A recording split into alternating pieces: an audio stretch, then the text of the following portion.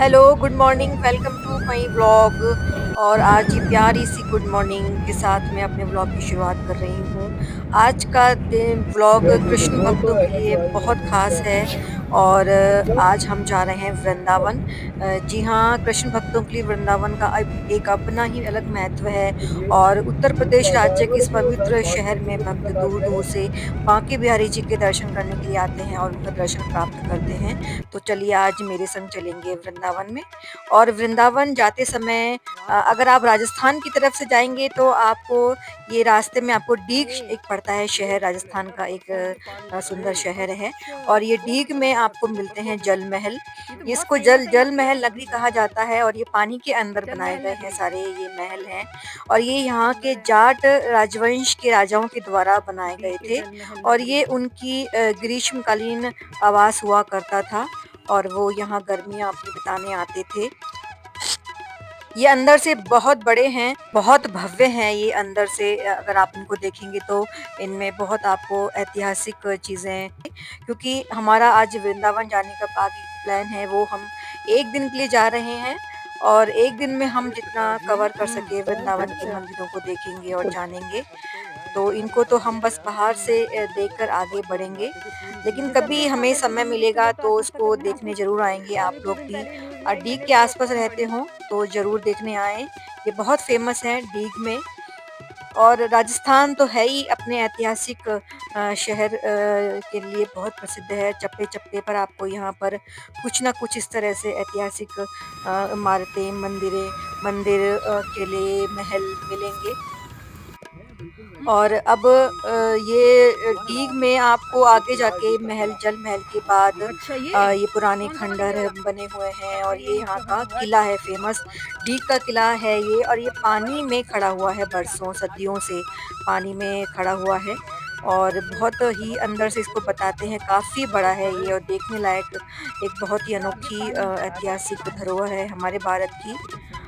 वृंदावन का सबसे निकटतम रेलवे स्टेशन जो है वो मथुरा जंक्शन है और मथुरा से वृंदावन की दूरी मात्र 10 किलोमीटर है। और मथुरा से वृंदावन की टैक्सी और शेयरिंग ऑटो हमेशा उपलब्ध रहते हैं जिनका किराया 50 से 200 रुपए तक के बीच में होता है। वृंदावन में सारे जो मंदिर हैं, अधिकतर मंदिर हैं, उनमें दर्शन का समय सुबह 8 बजे से दोपहर को साढ़े 12 बजे तक होता है और शाम को फिर दोबारा 4 बजे से साढ़े 8 बजे तक रहता है। श्रद्धालुओं के लिए खुला रहता है। उसी आप इन समयों को ध्यान में रखकर ही अपना आप ट्रिप प्लान करें, उस हिसाब से वृंदावन पहुँचें। और हम लोग जस्ट वृंदावन पहुँच गए हैं और हमने वृंदावन में जस्ट एंटर करने से पहले थोड़ा चाय-वाय पी के हमने एक ब्रेक लिया है।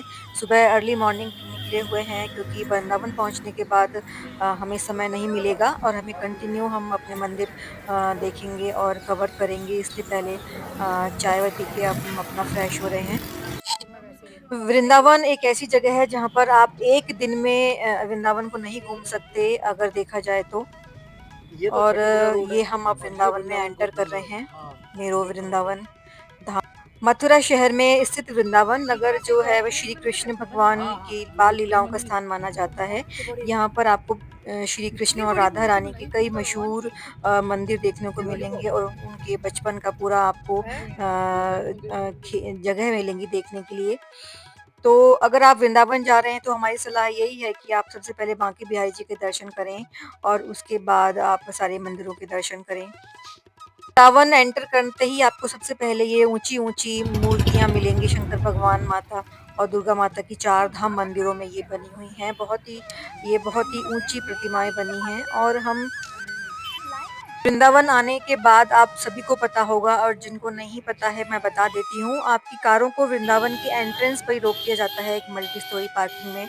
उनको आपको पार्किंग करवा दी जाती है और वृंदावन के अंदर आप लोगों को ये ई-रिक्शा से सारा जो ये आप ई-रिक्शा देख रहे हैं इससे ट्रैवल करना होता है। ये शेयरिंग भी चलते हैं और उनको आप अपना प्राइवेट भी हायर कर सकते हैं। हमने ई-रिक्शा हायर कर लिया था और हमें जस्ट एंटर करते ही ये भक्तों की भारी भीड़ देखने को मिली जो कि जी की एक झलक पाने के लिए लोग घंटों से लाइन में खड़े हुए हैं।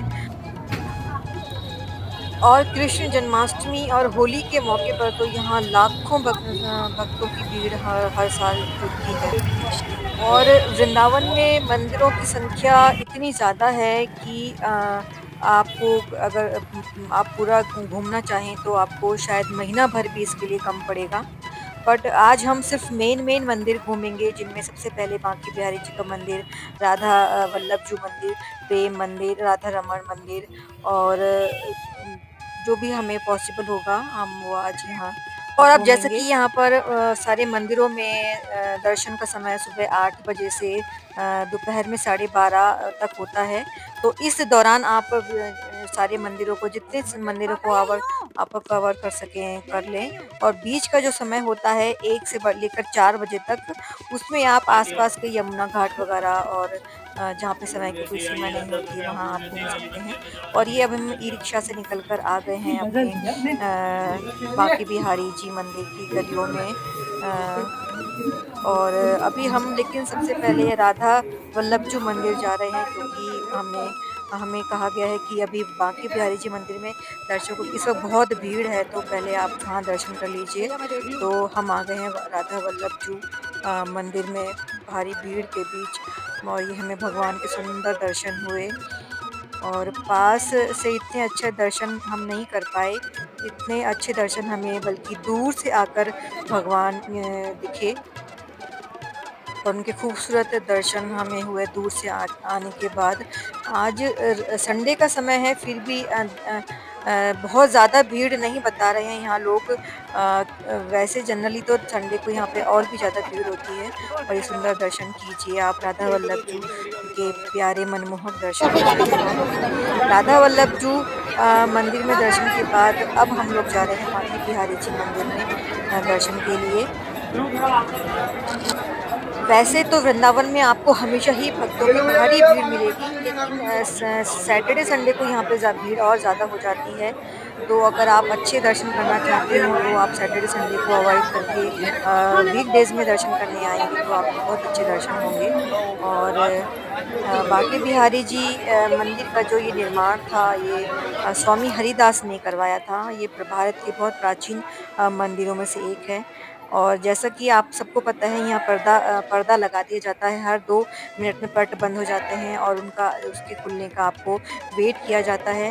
कहते हैं कि पट बंद होने के पर्दा लगाने के पीछे का रहस्य ये है कि भक्त अगर भगवान की आँखों में लगातार एक टक लगाए देखते हैं तो भगवान उसके साथ हो लेते हैं, उसके साथ चल देते हैं। तो इसलिए यहाँ पे हर 2 मिनट के बाद पर्दा लगाया जाता है और ये पर्दा लग गया भगवान कि हमें अब दर्शन करने के लिए दोबारा थोड़ा पर्दा खुलने का वेट करना पड़ेगा। और बहुत भीड़ थी इस मंदिर में और ये भगवान के पट खुल गए। भगवान के बहुत ही सुंदर दर्शन हो रहे हैं।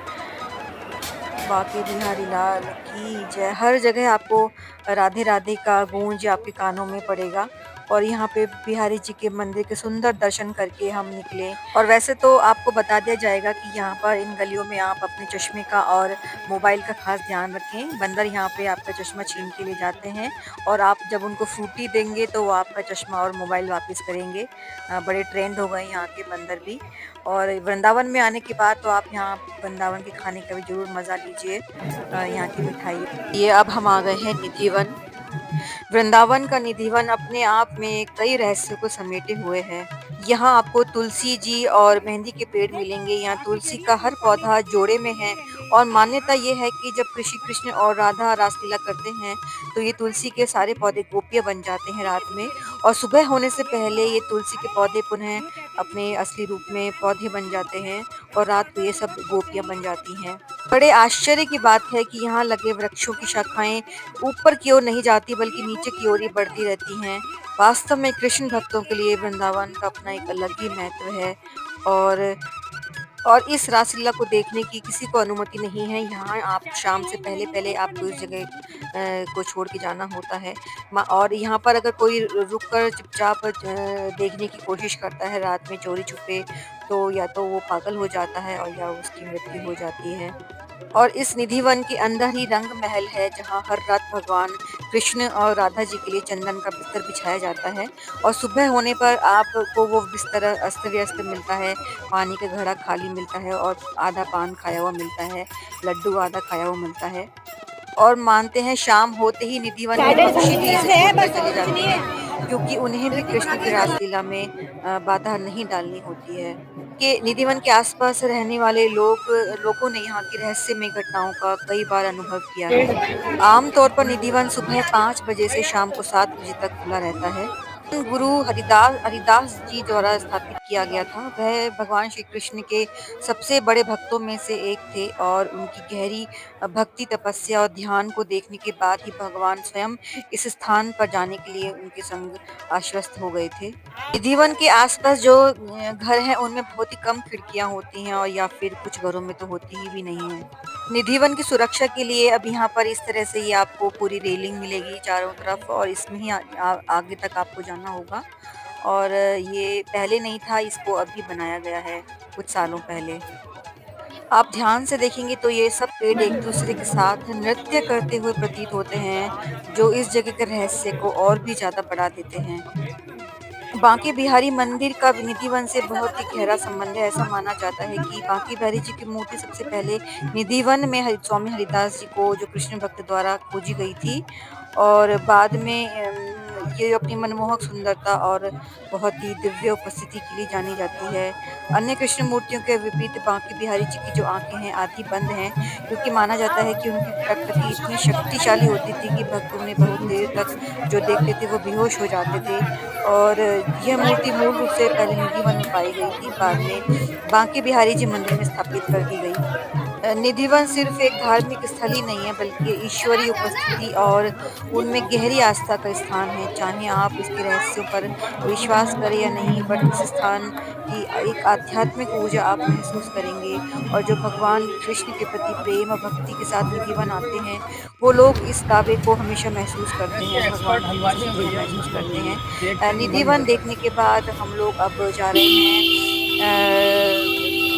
नीम करौड़ी बाबा के आश्रम में हम जा रहे हैं और ये वृंदावन की गलियों में से गुजरते हुए और वहाँ पे पुरानी बहुत ही दुकानों को देखते हुए नीम करौड़ी बाबा को एक आश्रम जो यहाँ पर है वृंदावन में, उसको हम देखने के लिए जा रहे हैं। बहुत सालों से मेरी इच्छा थी कि मैं नीम करौड़ी बाबा के आश्रम में जाऊं, तो आज मेरा एक सपना पूरा हो रहा है वृंदावन आने का और नीम करौड़ी आश्रम में बाबा के जाने का।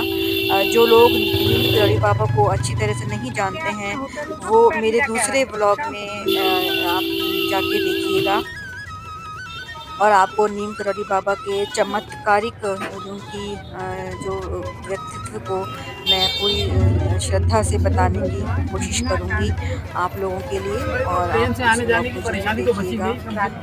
तो इसी के साथ हम लोग यहाँ से ये वाला ब्लॉग मैं यहीं पे समाप्त करती हूँ और मिलते हैं मेरे दूसरे ब्लॉग में। आप सबका बहुत बहुत धन्यवाद और शुक्रिया।